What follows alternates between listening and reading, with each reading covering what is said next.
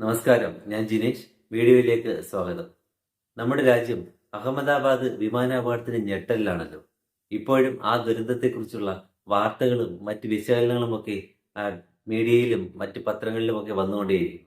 അതിന്റെ ഭാഗമായി നമ്മൾ കേട്ട ഒരു കാര്യമാണ്, അപകടത്തിൽപ്പെടുന്നതിന് തൊട്ടു മുൻപായി വിമാനത്തിലെ പൈലറ്റ് കൺട്രോൾ റൂമിലേക്ക്, എയർ ട്രാഫിക് കൺട്രോളറിലേക്ക് നൽകിയ സന്ദേശം മെയ്ഡേ എന്ന സന്ദേശമായിരുന്നു എന്നുള്ളത്. മെയ്ഡേ എന്നുള്ളത് ഒരു ഇന്റർനാഷണലി അക്സെപ്റ്റഡ് ആയിട്ടുള്ള ഒരു ഡിസ്ട്രസ് മെസ്സേജ് ആണ്, അപായ സന്ദേശമാണ്.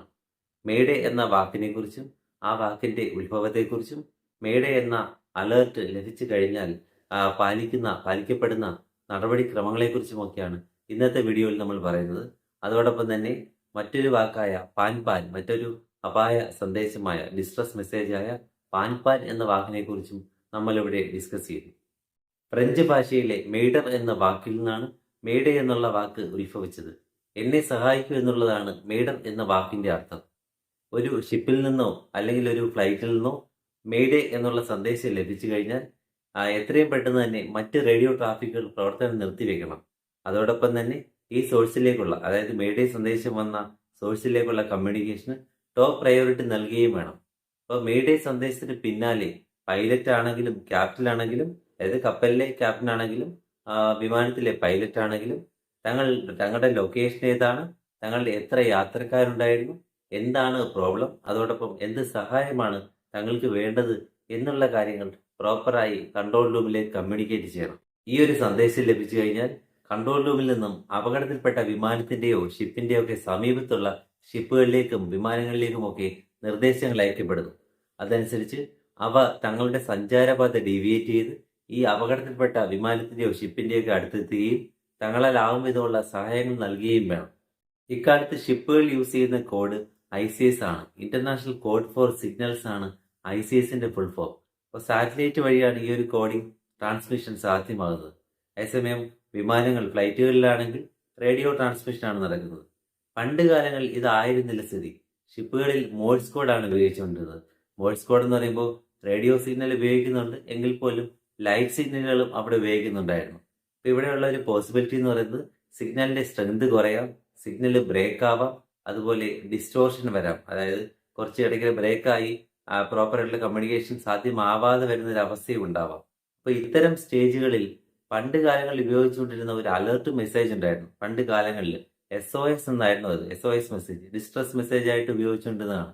അപ്പോൾ SOSന്റെ full form save our ship അല്ലെങ്കിൽ സേവ് ഓവർ സോൾ എന്നൊക്കെയായിരുന്നു. ക്രോസ് ട്രാഫിക് വരുന്ന അവസരങ്ങൾ, ക്രോസ് ട്രാഫിക് എന്ന് പറയുമ്പോൾ രണ്ടോ അതിലധികമോ സിഗ്നലുകൾ തമ്മിൽ ഇന്റർഫിയർ ചെയ്ത് നമ്മൾ ഉദ്ദേശിക്കുന്ന ആ ഇമ്പോർട്ടന്റ് മെസ്സേജ് പ്രോപ്പറായിട്ട് സോഴ്സിൽ നിന്നും ഡെസ്റ്റിനേഷനിൽ എത്താൻ പറ്റാത്തൊരവസ്ഥയാണ്.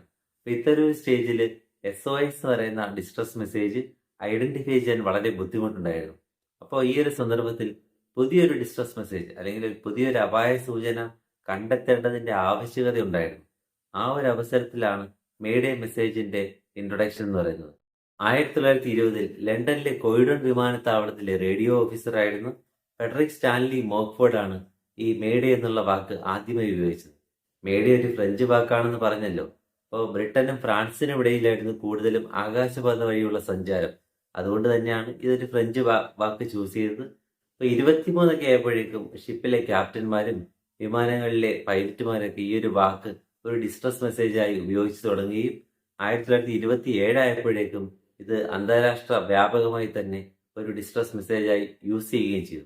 അങ്ങനെ ഈ മേഡേ എന്നുള്ളൊരു വാചകം, ഒരു വാക്ക് അപായ സൂചനയായി മാറുകയും ചെയ്തു. ഈ മേഡേ എന്ന് പറയുന്ന ഡിസ്ട്രസ് മെസ്സേജിനെ പോലെ തന്നെ ഉപയോഗിക്കപ്പെടുന്ന മറ്റൊരു മെസ്സേജാണ് പാൻ എന്ന് പറയുന്ന മെസ്സേജ്. ചെറിയ സാങ്കേതിക തകരാറ് ഉണ്ട് എന്ന് കമ്മ്യൂണിക്കേറ്റ് ചെയ്യാൻ ശ്രമിക്കുന്ന ഒരു മെസ്സേജാണ് പാൻ എന്ന മെസ്സേജ്. അപ്പോൾ പാനും മേഡയും തമ്മിലുള്ള ഡിഫറൻസ് എന്ന് പറയുന്നത് വളരെ ഫെയ്റ്റൽ ആയിട്ടുള്ള അല്ലെങ്കിൽ ലൈഫ് ത്രെട്ടനിങ് ആയിട്ടുള്ള സ്റ്റേജിലാണ് മേഡേ മെസ്സേജ് ഉപയോഗിക്കുന്നത്. അതേസമയം വളരെ ലൈറ്റ് ആയിട്ടുള്ള സിറ്റുവേഷൻ, അതായത് എമർജൻസി ഹെൽപ്പ് വേണം, പക്ഷേ അത് ലൈഫ് ത്രെട്ടനിങ് അല്ല, അങ്ങനെ ഒരു സ്റ്റേജിലാണ് പാൻ മെസ്സേജ് ഉപയോഗിക്കുന്നത്. ഇനി മേഡേ മെസ്സേജ് ആണെങ്കിലും പാൻ മെസ്സേജ് ആണെങ്കിലും അത് 3 പ്രാവശ്യം ഉപയോഗിച്ചിരിക്കണം. അതുകൊണ്ടുള്ള അഡ്വാൻറ്റേജ് എന്ന് പറയുന്നത് ഇടയ്ക്ക് എപ്പോഴെങ്കിലും സിഗ്നൽ ബ്രേക്ക് ആയാലും കൺട്രോൾ റൂമിലേക്ക് ഈ പറഞ്ഞ മെസ്സേജ് പ്രോപ്പറായി കൺവേ ചെയ്യാൻ പറ്റും എന്നുള്ളതാണ്. ഇതാണ് മേഡേ എന്ന് പറയുന്ന മെസ്സേജിന്റെയും പാൻ എന്ന് പറയുന്ന മെസ്സേജിന്റെയും, അതായത് ഡിസ്ട്രസ് മെസ്സേജുകളുടെ കഥ എന്ന് പറയുന്നത്. അതായത് എന്താണ് അവയുടെ മെസ്സേജ്, അവയുടെ ഉത്ഭവം എങ്ങനെയാണ്, അത് വന്നു കഴിഞ്ഞാൽ എന്താണ് വരുന്ന നടപടിക്രമങ്ങൾ, ഇതൊക്കെയാണ് നമ്മളിവിടെ പറഞ്ഞത്. മറ്റൊരു വീഡിയോയിൽ കാണാം. Thank you.